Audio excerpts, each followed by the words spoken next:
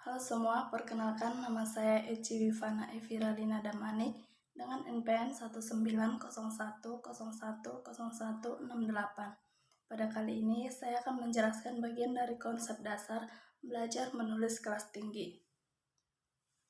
Yang pertama, pengertian menulis di kelas tinggi. Menulis merupakan komunikasi tidak langsung yang berupa pemindahan pikiran atau perasaan dengan memanfaatkan grafologi, struktur bahasa, dan kosakata dengan menggunakan simbol-simbol sehingga dapat dibaca seperti apa yang diwakili oleh simbol tersebut. Yang kedua, tujuan menulis di kelas tinggi. Yang pertama, untuk menginformasikan sesuatu, baik itu gagasan-gagasan maupun ide-ide.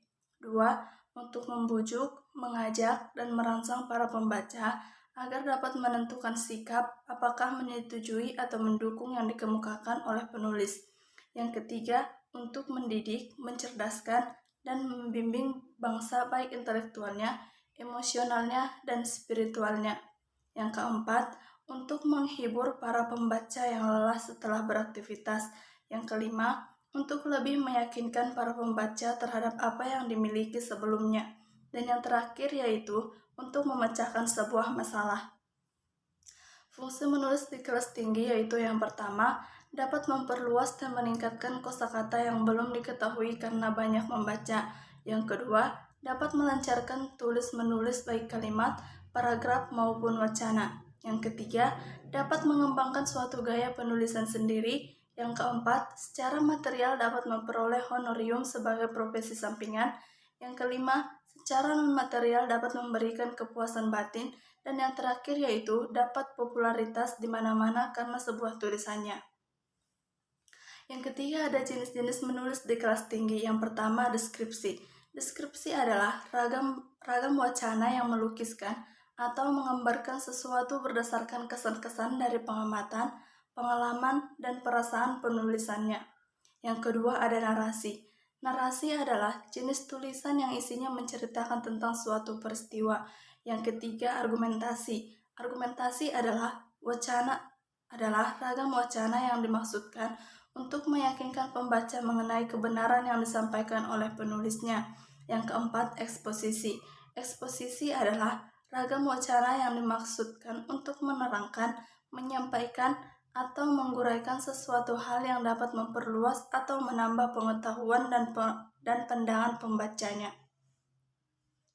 Yang kelima, persuasi. Persuasi adalah jenis tulisan yang ditujukan untuk mempengaruhi sikap dan pendapat pembaca mengenai sesuatu hal yang disampaikan penulisnya. Dan yang keempat ada metode pembelajaran menulis. Yang pertama, kegiatan menulis berdasarkan rangsangan visual. Berdasarkan rangsangan visual, kegiatan menulis dapat dilakukan dengan cara menyajikan gambar atau film yang membentuk rangkaian cerita, dan siswa diminta untuk membuat karangan berdasarkan gambar atau film yang telah diperlihatkan. Yang kedua, kegiatan menulis berdasarkan rangsangan suara. Bentuk kegiatan menulis ini dilaksanakan dengan cara menyajikan suara yang dapat berbentuk dialog, ceramah, diskusi atau tanya jawab, baik yang berupa rekaman suara maupun secara langsung. 3. Kegiatan menulis dengan rangsangan buku. Kegiatan menulis ini dilakukan dengan cara menyajikan teks bacaan dan siswa diminta untuk membuat karangan berdasarkan teks yang telah dibacanya. Bentuk tugas yang harus dikerjakan siswa dapat berupa membuat ringkasan, sinopsis, membuat resensi, atau membuat kritik. Yang keempat ada kegiatan menulis laporan. Bentuk kegiatan menulis laporan ini dilakukan dengan cara meminta siswa untuk membuat laporan kegiatan yang pernah dilakukan seperti melakukan kegiatan wawancara, mengikuti khotbah Jumat, mengikuti seminar, mengikuti dharma wisata, atau kegiatan perkemahan atau kegiatan penelitian sederhana yang telah dilakukan. Yang kelima ada kegiatan menulis surat. Kegiatan menulis surat dilakukan dengan cara siswa diminta untuk menulis sebuah surat atau surat resmi yang dapat berupa surat lamaran kerja. Yang keenam, menulis berdasarkan tema. Kegiatan menulis yang didasarkan pada tema tertentu dilakukan dengan cara menyajikan sebuah atau beberapa topik dan siswa diminta untuk membuat suatu karangan berdasarkan topik yang telah ditentukan. Dan yang ketujuh yaitu menulis karangan bebas. Menulis karangan bebas dilaksanakan dengan cara meminta siswa untuk membuat karangan dengan tema dan sifat karangan yang ditentukan sendiri oleh siswa tersebut. Dan yang kelima ada pendekatan pembelajaran menulis kelas tinggi. Yang pertama, pendekatan komunikatif. Pendekatan komunikatif memfokuskan pada keterampilan siswa mengimplementasikan fungsi bahasa dalam pembelajaran. Pendekatan komunikatif tampak pada pembelajaran. Yang kedua, pendekatan integratif. Pendekatan integratif menekankan keterpaduan 4 aspek keterampilan berbahasa seperti menyimak, berbicara, membaca, menulis dalam pembelajaran. Yang ketiga ada pendekatan keterampilan proses. Pendekatan keterampilan proses memfokuskan keterampilan siswa dalam mengamati, mengklasifikasi, menginterpretasi, dan mengkomunikasikan. Dan yang keempat ada pendekatan tematis. Pendekatan tematis menekankan tema pembelajaran sebagai payung atau pemandu dalam pembelajaran. Dan yang keenam yaitu strategi menulis kelas tinggi. Yang pertama, penciptaan diksi. Siswa dilatih untuk memilih kata secara tepat dan menggunakannya sesuai dengan pembaca yang dituju.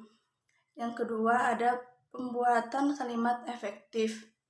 Siswa dilatih menciptakan berbagai jenis kalimat sehingga tulisannya mudah dan nikmat untuk dibaca.